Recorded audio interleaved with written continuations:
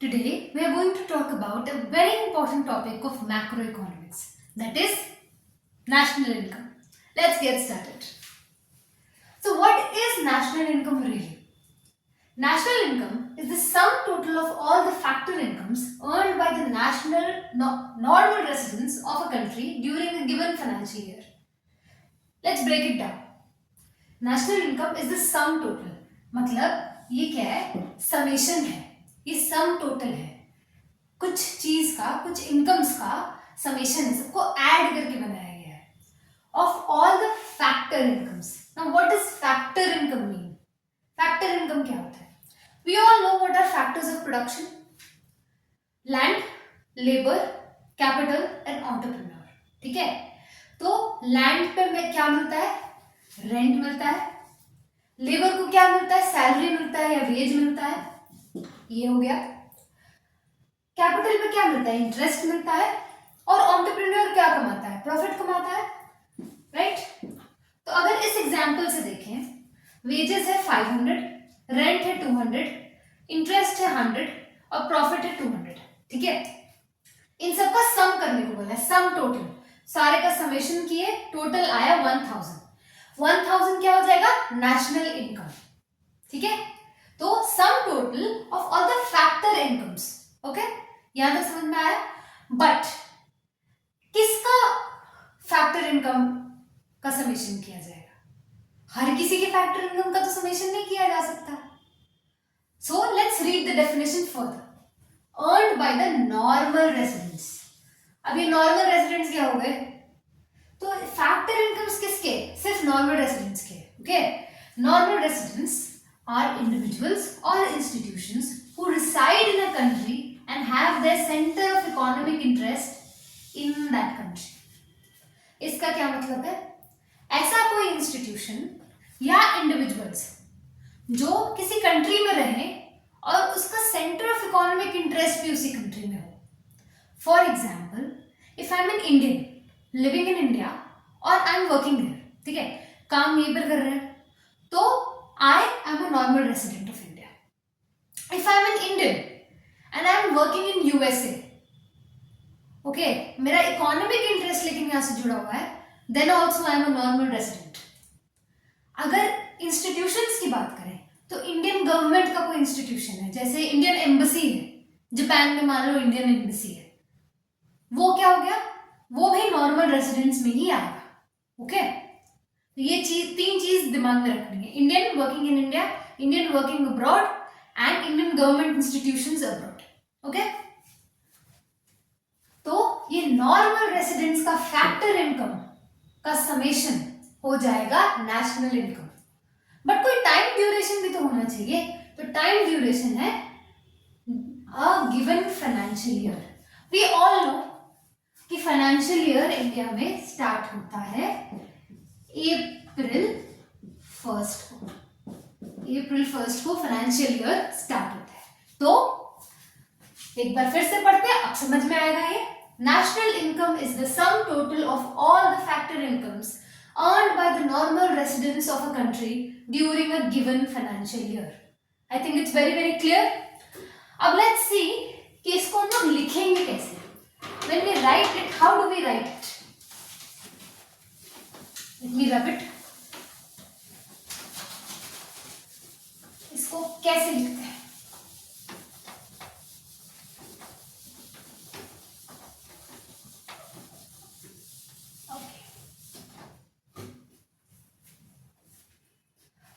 हमारे मन में, दिमाग में है ना कि national income means GDP. It is not really true. Government GDP नहीं यूज करती है.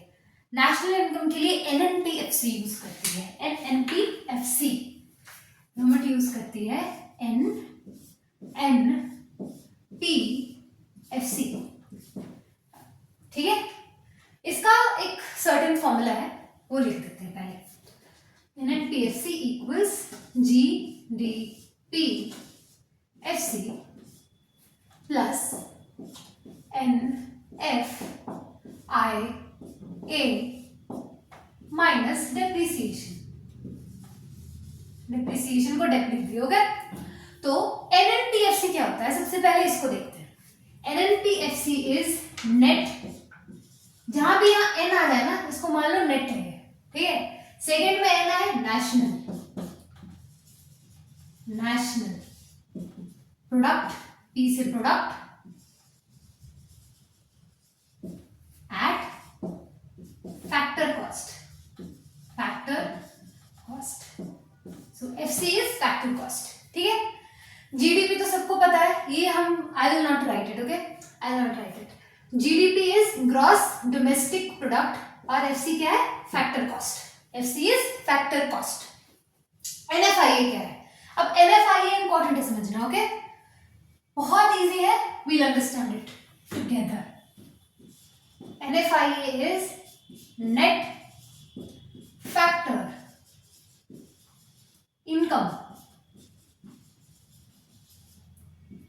From abroad. NFIA is net factor income from abroad. What does it mean?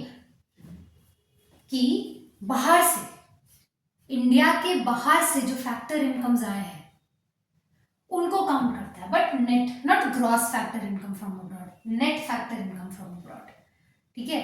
India के बाहर से जो फैक्टर इनकम्स आए, फैक्टर इनकम्स हम लोग नेशनल इनकम की डेफिनेशन में समझ लिए थे, लैंड, लेबर, कैपिटल और एंटरप्रेन्योर को जो भी मिलता है in the form of rent, in the form of wages, in the form of interest and in the form of profit, वो सारा हो जाता है फैक्टर इनकम, ओके। तो जो ये फैक्टर इनकम अब्रॉड से आए वो होता है एनएफआईए, बट इसको निकालने का तरीका भी होता है, वो भी देखिए। फैक्टर इनकम from abroad, ठीक है, minus factor income to abroad, okay. तो फैक्टर इनकम जो अब्रॉड से आया, सारा का सारा फैक्टर इनकम जो अब्रॉड से आया उसमें से माइनस कर देंगे फैक्टर इनकम जो अब्रॉड को गया, जो मान लो इंडिया से बाहर की तरफ गया फैक्टर इनकम, वो माइनस करेंगे, और जो इंडिया आया फैक्टर इनकम बाहर से, अब्रॉड से, वो उससे माइनस करेंगे, ओके। तो निकल आएगा नेट, ये नेट निकालने के लिए कर रहे हैं, net factor income from abroad, ये हम लोग जीडीपीएफसी में ऐड करते हैं, ओके। और माइनस क्या करते हैं, depreciation, depreciation is very simple thing, wear and tear, wear and tear। अगर वॉशिंग मशीन खरीदेंगे, ओके, वॉशिंग मशीन है मान लो, वॉशिंग मशीन पहले साल में जितना अच्छा काम करेगी दूसरे साल में उतना अच्छा काम नहीं करेगी, धीरे धीरे उसका प्रोडक्टिविटी कम होते जाएगा। कपड़े जो धुलेंगे ना वो उतने सुंदर नहीं धुलेंगे, उतने सुंदर नहीं, उतने अच्छे नहीं धुलेंगे कपड़े, राइट, बिकॉज उसका एक कैपेसिटी है, वो जब नया होता है तो वो बहुत अच्छे से फंक्शन करता है, और धीरे धीरे वेयर एंड टेयर होते होते चलते उसका कैपेसिटी कम होते जाता है, उसका प्रोडक्टिविटी कम होते जाता है, इसीलिए डेप्रिसिएशन को हम लोग माइनस कर देते हैं यहाँ पर, ओके। नाउ ये तो बेसिक था, अब 3 तरीके हैं नेशनल इनकम को कैलकुलेट करने के, will go through that.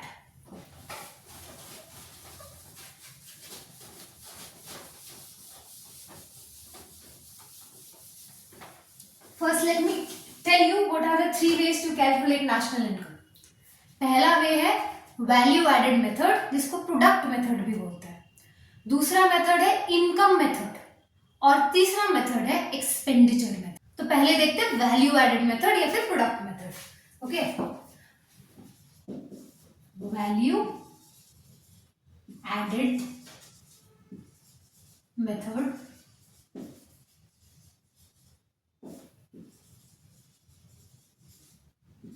Product method.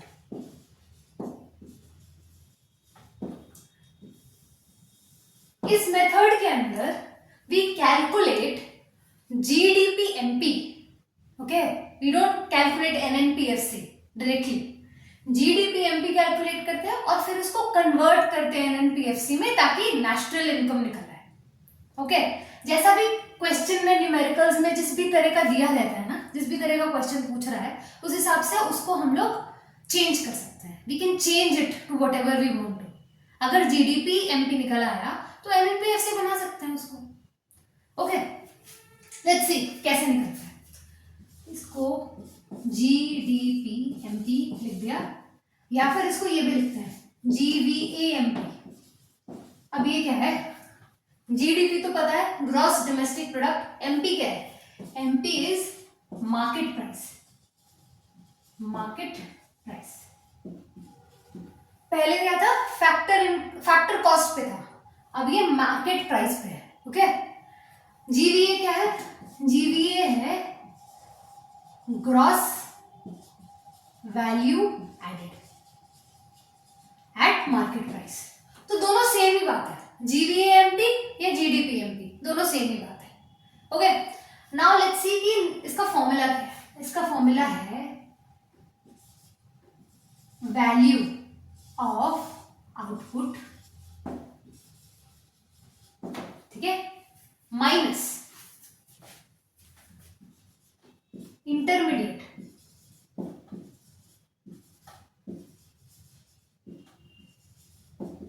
Consumption.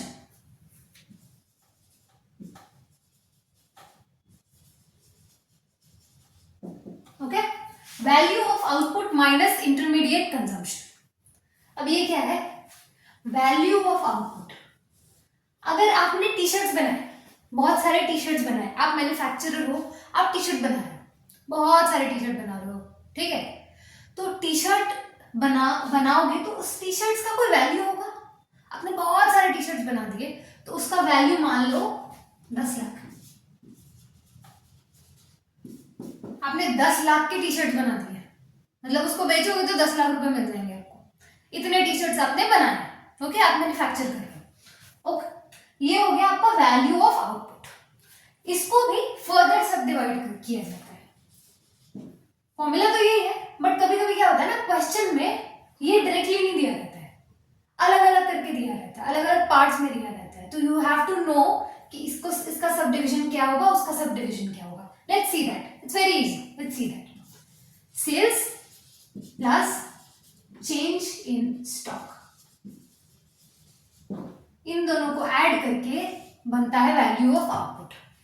ठीक है, तो मतलब कि अगर आपने टी शर्ट बनाए 10 लाख के वैल्यूएशन के, ओके वैल्यू ऑफ आउटपुट आपका 10 लाख है, तो ऐसा तो नहीं है कि आप टी शर्ट बना के घर पे रख लोगे, बेचने के लिए बना रहे हो ना, तो बेचोगे तो सेल्स आया. मान लो आपने 6 lakh worth of T shirts बेच दिए. Okay 6 lakh worth of T shirts बेच दिए.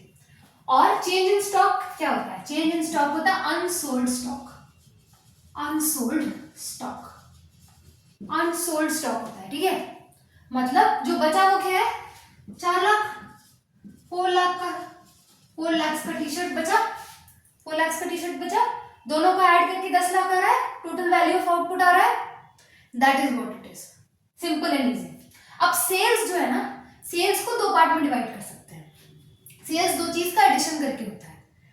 क्या होता है कि अगर बड़ी कंपनी है, मान लो बहुत बड़ी कंपनी है, ओके, तो वो क्या चाहेगी, वो चाहेगी कि सिर्फ डोमेस्टिक एरिया में, सिर्फ इंडिया में ना बेचे, इंडिया के बाहर भी बेचे, राइट. तो सेल्स डोमेस्टिक भी होता है और एक्सपोर्ट्स भी होता है. तो डोमेस्टिक सेल्स प्लस एक्सपोर्ट्स, ये दोनों मिला के बनता है टोटल सेल्स. ओके ये टोटल सेल्स डोमेस्टिक सेल्स और एक्सपोर्ट्स मिला के बनता है. ठीक है, मान लो ये 6 लाख में से 2 लाख का सामान एक्सपोर्ट हो गया और बाकी का 4 लाख जो बचा वो डोमेस्टिक में सेल हुआ, मतलब इंडिया में बेचा गया. अब इंटरमीडिएट कंजम्पशन पे आते हैं. ये माइनस किए हैं इंटरमीडिएट कंजम्पशन. ठीक है, इंटरमीडिएट कंजम्पशन का क्या मतलब है, इंटरमीडिएट कंजम्पशन का मतलब है purchases of raw material. Raw material की परचेज का बात कर रहा है यहां पर. ठीक है, purchases of raw materials, raw materials.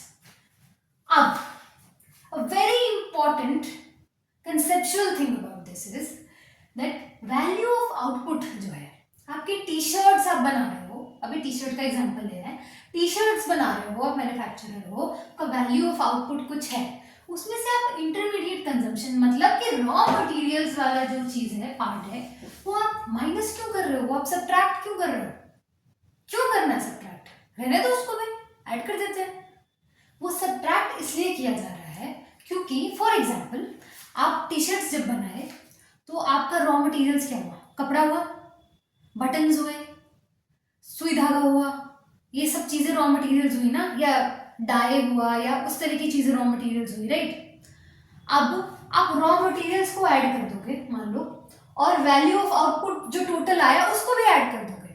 अगर आप दोनों चीजों को ऐड ही कर दोगे तो डबल काउंटिंग हो जाएगी। मतलब शर्ट जिसमें बटन लगा है, जिसमें कपड़ा यूज हुआ है, जिसमें धागा यूज हुआ, वो तो आपने ऐड किया ही, वो तो है ही। उसके बाद अलग से आप कपड़ा भी और धागा भी और बटन भी ऐड कर दोगे तो डबल डबल काउंट हो जाएगा ना। ये तो नहीं चाहिए। जीडीपी क्या होता है? फाइनल होता है, फाइनल प्रोडक्ट्स होता है, फाइनल सर्विसेज होता है, इंटरमीडिएट तो होता नहीं है, तो इंटरमीडिएट को माइनस कर देंगे। अब जैसे कि सेल्स था, सेल्स डोमेस्टिक भी था और एक्सपोर्ट्स भी था, तो जब परचेज का बात करेंगे, जब परचेज की बात करेंगे तो परचेज भी तो दो तरह का होगा, एक डोमेस्टिक प्लस इंपोर्ट्स,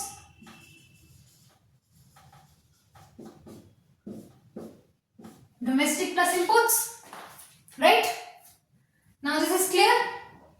लोग वैल्यू एडेड मेथड से या प्रोडक्ट मेथड से नेशनल इनकम निकालने के लिए पहले निकालते हैं जीडीपीएमपी या फिर जीवीएमपी, दोनों एक ही बात है। इसका फॉर्मूला है value of output minus intermediate consumption. Value of output दो चीजों से बनता है, एक सेल्स और एक plus change in stock. Okay, sales दो पार्ट में फर्दर सब डिवाइड हो सकता है, डोमेस्टिक सेल्स और एक्सपोर्ट्स। और इंटरमीडिएट कंजम्पशन का मतलब है परचेजेस ऑफ रॉ मटेरियल्स, तो ये भी फर्दर दो पार्ट्स में डिवाइड हो सकता है, एक डोमेस्टिक और एक इंपोर्ट्स, मतलब डोमेस्टिक परचेजेस और इंपोर्ट्स। ठीक है, I think this is very very clear now.